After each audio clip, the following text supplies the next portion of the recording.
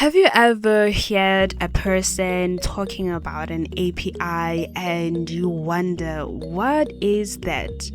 I mean, I don't blame you. Most explanations on the internet are pretty technical, and if you are just a beginner, you'll be like, oh my goodness, this is hard.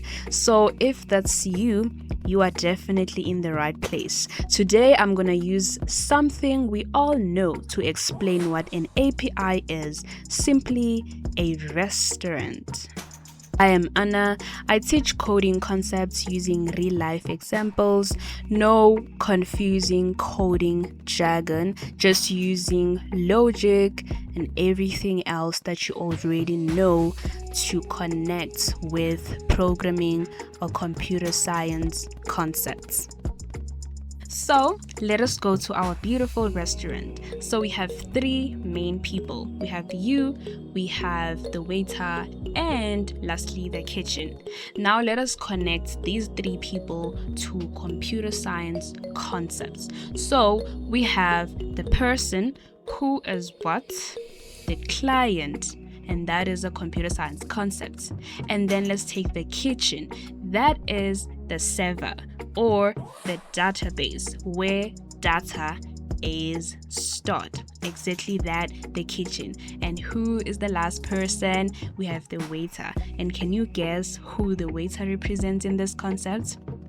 The API, application programming interface. So in this way you can tell that, okay, so an API actually connects two systems or two programs together. And there are so many questions that are asked. Why do we use an API? What are the disadvantages of using an API? And they are listed here on the screen, as you can see. And if you're someone who's like, oh my goodness, this is quite a lot, I actually have notes that you can purchase if you like, only for $6. In this case, we get to see that an API is actually the middleman who connects two programs, as I said, together.